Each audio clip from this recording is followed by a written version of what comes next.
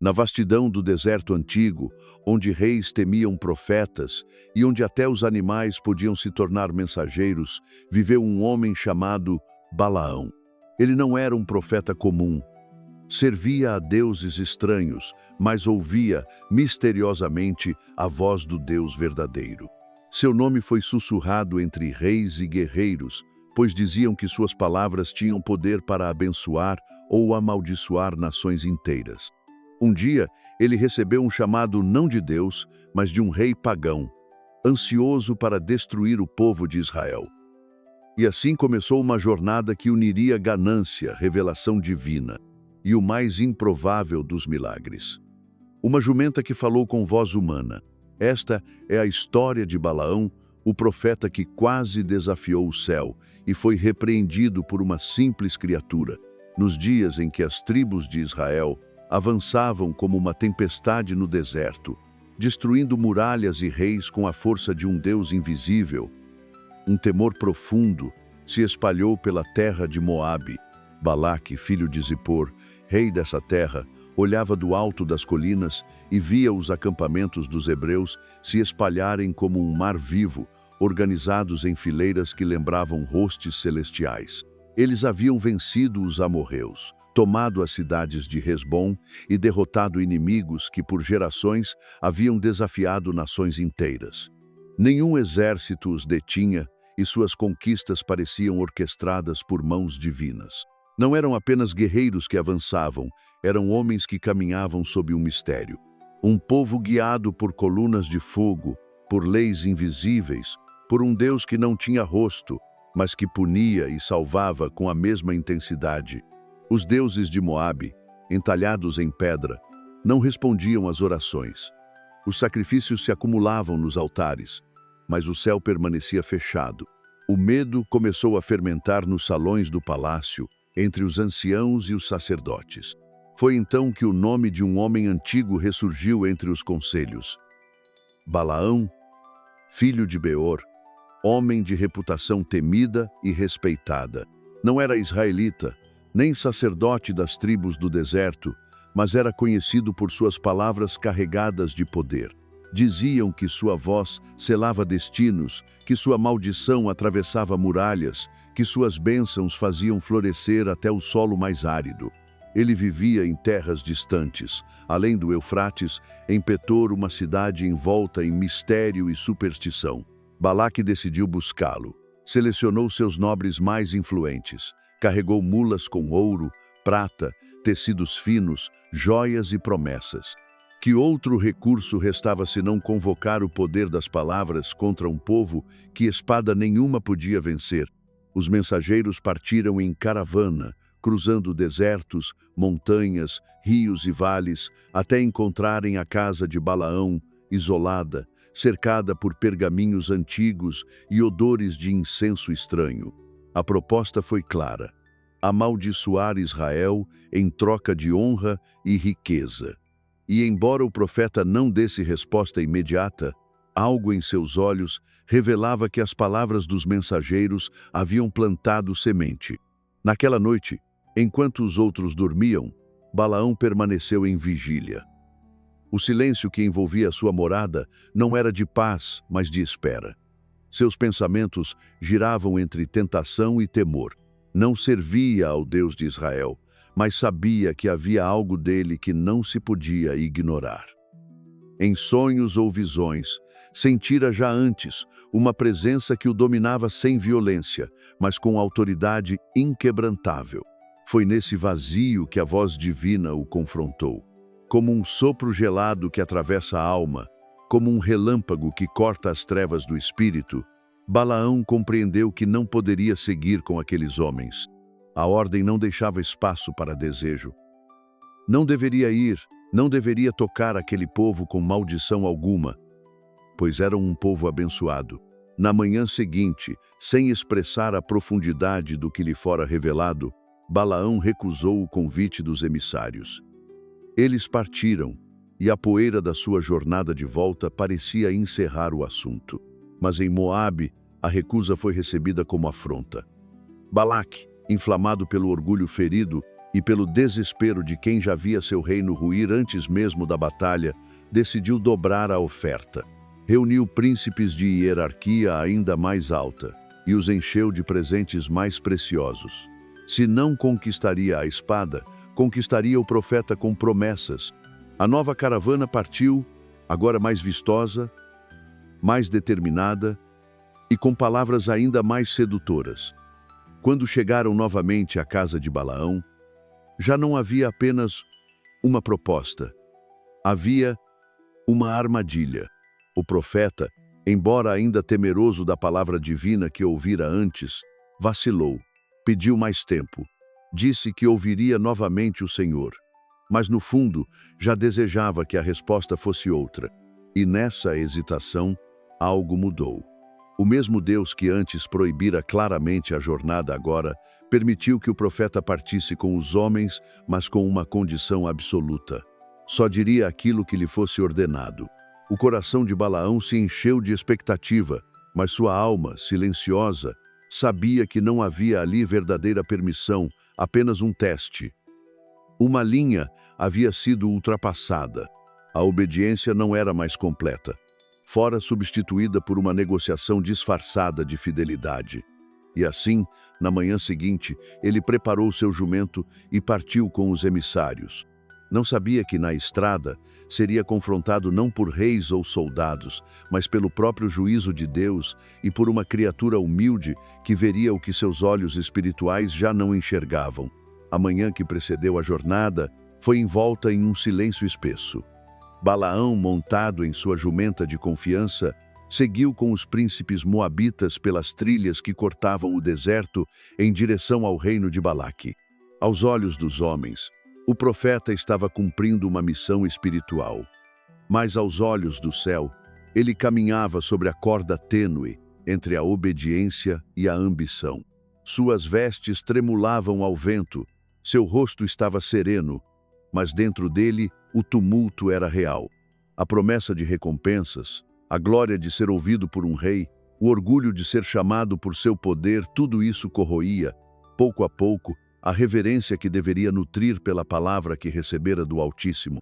Mas nem tudo estava calado no invisível. O Senhor que sonda os corações viu que Balaão havia partido com o coração dividido. E por isso, enquanto os homens seguiam sem desconfiança, um ser resplandecente se postou no caminho. Um anjo com espada desembainhada, invisível ao olhar humano, mas de presença aterradora. Não era uma visão poética, nem um símbolo, era um emissário do julgamento, enviado não para abençoar, mas para deter. A jumenta que Balaão montava era antiga companheira. Conhecia seus passos, seus gestos, sua voz, e ao chegar à parte estreita do caminho, onde muros de rochas se erguiam dos dois lados, ela parou subitamente. O animal viu aquilo que o homem não via, a luz cortante da lâmina divina e os olhos do anjo fixos como fogo. Balaão, porém, não compreendia. Enraivecido pela recusa do animal em prosseguir, golpeou a jumenta com força. A criatura tentou desviar. Pressionou-se contra o muro, machucando a perna do profeta, mas não avançava. Mais uma vez ele bateu. Com palavras e com violência, tentou forçar a marcha, como se o caminho estivesse bloqueado apenas por teimosia animal. Mas o bloqueio era espiritual e o castigo iminente. Ao ver que o homem não recuava e que seus próprios sinais não bastavam, o céu interveio com algo que jamais acontecera. A jumenta falou. Foi uma voz simples, mas humana. Não retumbava como trovão, não tremia como oráculo, era voz de súplica, de dor e espanto. Ela questionava o motivo das agressões, relembrava sua lealdade, sua obediência ao longo dos anos. Balaão, tomado de surpresa, respondeu como se por um momento o impossível fosse natural. Só então seus olhos espirituais se abriram. E ele viu. O anjo estava ali, diante dele, com espada erguida, pronto para executar juízo. O profeta estremeceu. O orgulho se esfarelou como areia seca. Caiu com o rosto em terra e reconheceu o erro não apenas por ter partido, mas por ter se esquecido de quem era aquele que o vigiava. O anjo não o matou, pois a jumenta havia salvado sua vida, desviando-se quando o perigo se interpôs.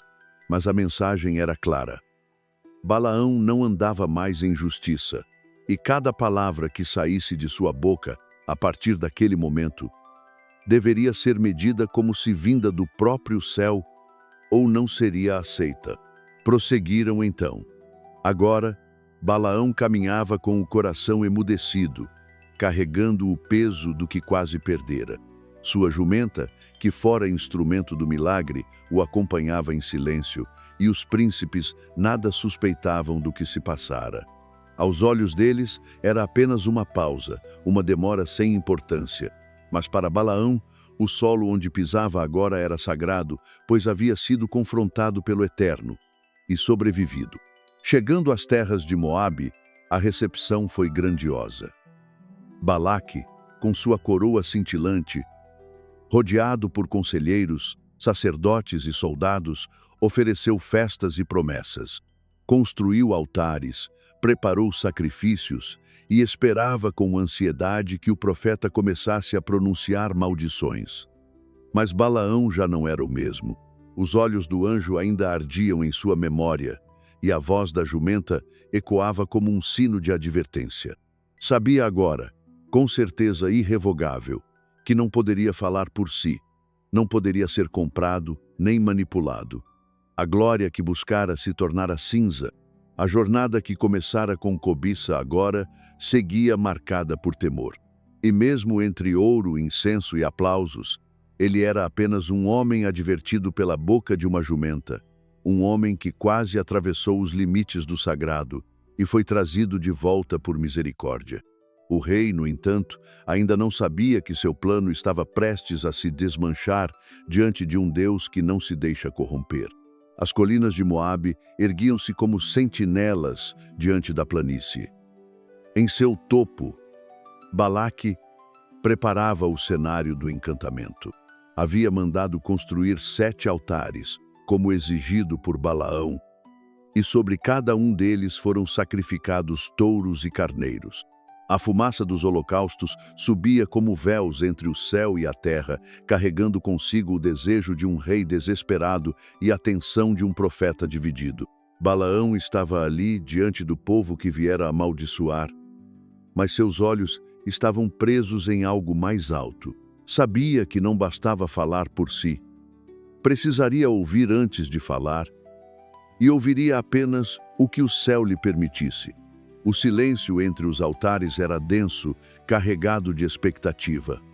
Balaque observava o profeta com inquietação. Esperava palavras de destruição, promessas de queda, sentenças de ruína. Mas o que saiu da boca de Balaão foi o oposto. Quando abriu os lábios, não proferiu maldição, mas bênção. Exaltou o povo de Israel, falou de sua força, de sua pureza, de como Deus estava entre eles como um leão que não se deixa dominar. O rei ficou em choque. Aquilo não era o combinado. Aquilo era traição aos seus desejos. Balaque tentou conter a raiva. Disse que poderiam tentar de novo, em outro lugar. Talvez em outra posição, talvez de um ângulo mais favorável. E assim, subiram ao cume do Monte Pisga.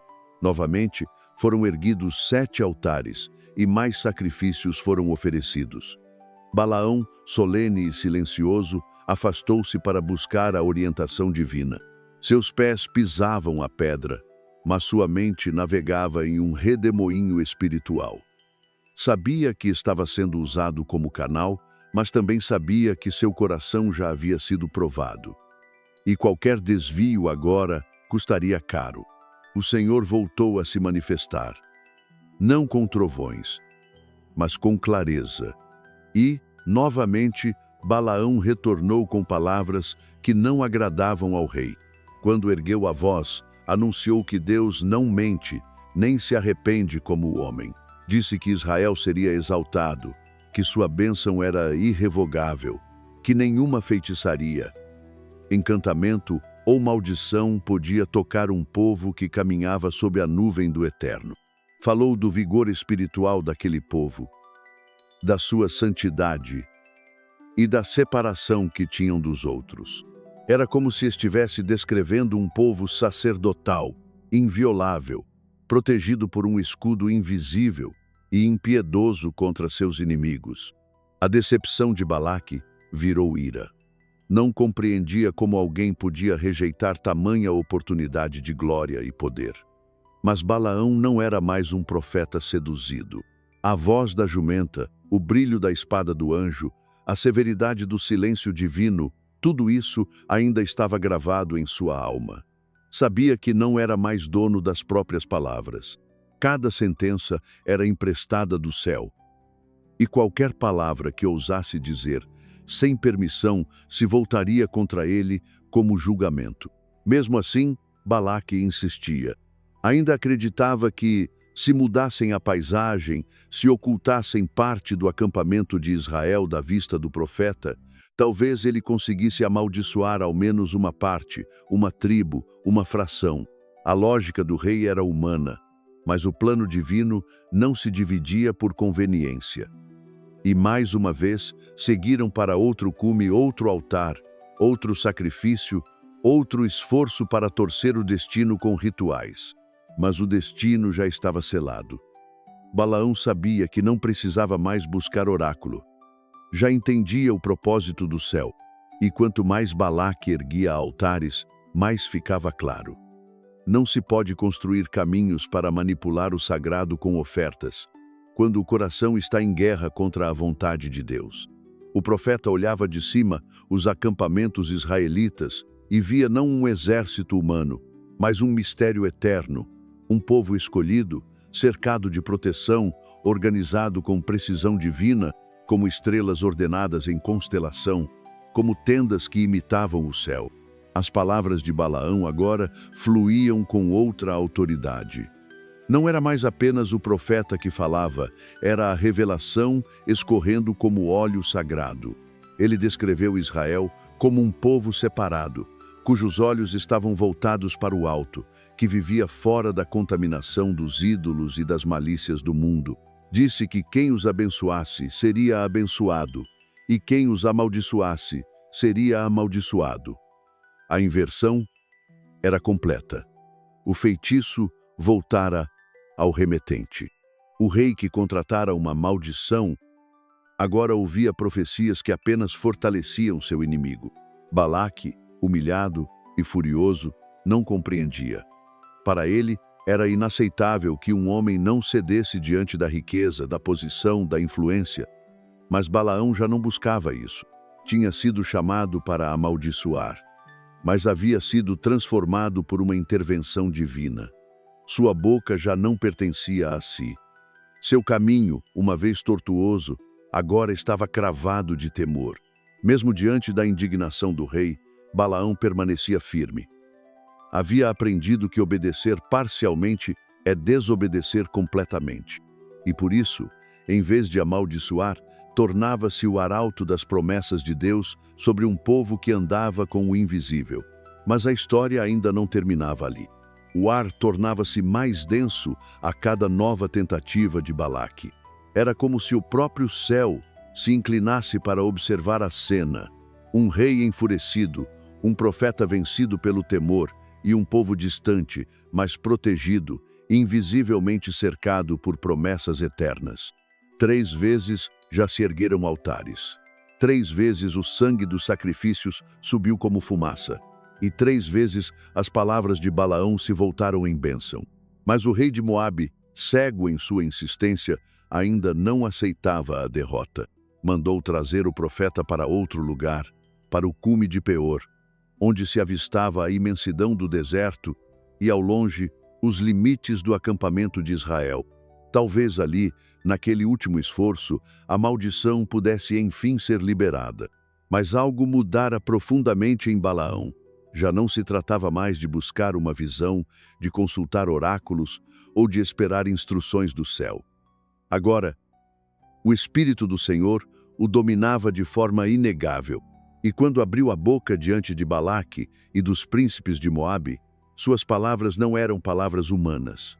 não vinham da ambição, nem da razão, vinham de um lugar onde o tempo e a história se encontram. O rosto de Balaão endureceu como pedra sagrada. Seus olhos, voltados para o horizonte, pareciam ver além dos vales, além das tendas, além dos dias. Ele falava agora como vidente tomado pelo Espírito, e tudo ao seu redor emudeceu. A natureza escutava. Os homens temiam. As palavras começaram a fluir, e com elas vieram visões que nenhum rei esperava ouvir. Ele declarou que as tendas de Israel eram formosas, espalhadas como jardins junto aos rios, como árvores de aloés plantadas pelo próprio Senhor. Disse que o povo se multiplicaria como águas abundantes, que teria reis poderosos, que dominaria outras nações e que um dia se levantaria uma estrela dentre eles. Uma estrela que esmagaria os inimigos, quebraria os governantes das nações e firmaria um domínio que nenhum império terreno poderia conter. Não era mais apenas sobre Israel, era sobre o futuro, sobre o que viria em séculos ainda não nascidos. Balaão falava como quem via o tempo dobrar-se diante de si, como quem enxergava o Messias entre sombras. E de sua boca fluíam nomes e sentenças que ressoariam até os confins da Escritura. Uma estrela sairá de Jacó, e um cetro se levantará de Israel. Não era um rei comum, era uma figura que se ergueria no fim dos tempos, um sinal do céu sobre a terra, um marco na linha da salvação. O rei de Moabe, ao ouvir aquilo, já não gritava, não implorava, não negociava, apenas observava, pálido, como se uma verdade antiga tivesse finalmente atravessado suas defesas. A maldição que buscara se transformara em revelação. A espada que esperava lançar contra Israel se voltava contra si, pois Balaão ainda profetizou a queda de Moabe, a ruína dos filhos de Sete, a destruição de Edom e o desaparecimento dos amalequitas. Naquele momento, o profeta se tornava juiz. Suas palavras selavam destinos. Não restava mais nada a dizer. O silêncio após a profecia era mais pesado do que qualquer grito. Balaão, exausto e transfigurado, desceu da montanha. Sua missão estava encerrada, mas sua jornada interior ainda pulsava. Sabia que havia tocado algo eterno e que suas palavras cruzariam os séculos. Já não era mais apenas um homem que falara com uma jumenta. Era agora aquele que vira, ainda que de longe, a estrela prometida. Balaque, por sua vez, não tentou mais convencer. Não havia como barganhar com o sagrado. Nenhuma soma de prata ou ouro conseguiria comprar aquilo que era selado nas alturas. E assim desceram os dois. O rei derrotado em sua astúcia, o profeta moldado pelo temor. Mas ainda que as palavras de Balaão fossem verdadeiras, seu coração continuava dividido. A semente da ambição, embora esmagada pelas visões, não estava completamente morta. E nos bastidores da história, a queda viria não por palavras erradas, mas por ações posteriores silenciosas, covardes, escondidas à sombra dos homens, mas à luz do céu, profundamente visíveis. O Deus de Israel havia mostrado sua vontade. Não se amaldiçoa aquilo que ele abençoou. E por mais que os homens tentem alterar os planos divinos com altares, rituais e bajulações, o que foi decretado do alto permanece. Balaão havia sido instrumento da verdade, mesmo contra sua vontade. Mas logo, sua fragilidade humana voltaria à superfície. O final ainda estava por ser escrito. As palavras de Balaão haviam cessado, mas o eco de suas profecias ainda pairava como neblina sobre as colinas de Moabe. A bênção havia sido pronunciada. A estrela havia sido anunciada. O povo de Israel permanecia intocado, envolto por um favor que homem algum podia revogar. O profeta desceu da presença do rei com a alma marcada por visões do eterno. Mas enquanto os ouvidos dos homens haviam escutado o céu, o coração de Balaão ainda dialogava com a terra. Por trás da glória da revelação havia restos de desejo. Balaão sabia que não podia amaldiçoar Israel com palavras, mas começou a alimentar um pensamento. E se o próprio povo se desviasse? E se fossem seduzidos a abandonar seu Deus? A maldição, então, não viria dele, mas de suas próprias escolhas. Essa ideia cresceu como erva daninha entre os escombros de sua obediência. E no silêncio após a profecia, Balaão aconselhou Balaque em segredo. Não foi com gritos nem com encantamentos. Foi com estratégia. Balaão sugeriu que as mulheres moabitas fossem enviadas ao acampamento de Israel, belas e sedutoras, trazendo consigo não apenas sorrisos, mas também seus ídolos, seus banquetes e seus rituais pagãos. Era um plano invisível, mas letal, pois sabia que se Israel fosse seduzido, o próprio Deus se voltaria contra o povo que abençoara. E assim aconteceu. As filhas de Moabe entraram nas tendas, e com elas vieram os sacrifícios a Baal-Peor, os banquetes profanos, os gestos lascivos diante dos altares estrangeiros. Corações foram divididos, olhos se desviaram, e a ira de Deus se acendeu contra Israel como fogo alimentado pelo vento. Milhares morreram. O pecado, escondido entre o prazer e o fascínio, abriu uma brecha mortal. Balaão, longe do acampamento, assistia de longe, talvez satisfeito por dentro. Havia encontrado uma brecha. Não quebrara a ordem divina com palavras, mas plantara a semente da própria queda. Aquilo que sua boca não podia fazer, suas mãos haviam arquitetado. Seu pecado, porém, não passou despercebido. Passaram-se dias, e os israelitas retomaram sua marcha. Venceram guerras, cruzaram territórios, e por fim, enfrentaram os midianitas aliados de Moabe na traição. E foi nesse combate, entre lanças e poeira, que o nome de Balaão reapareceu. O profeta que havia falado com Deus, que havia visto o anjo, que ouvira a jumenta e abençoara o povo, estava agora do lado oposto, entre os inimigos de Israel. Ninguém sabia exatamente por quê. Talvez buscasse refúgio, talvez recompensas, talvez já não houvesse lugar entre os homens de bem. Mas o fato era incontornável. Balaão, o que fora a boca de Deus, terminaria entre os mortos pela espada. Assim como ele desejara o enfraquecimento de Israel, o juízo o alcançou entre os que perecem sem glória.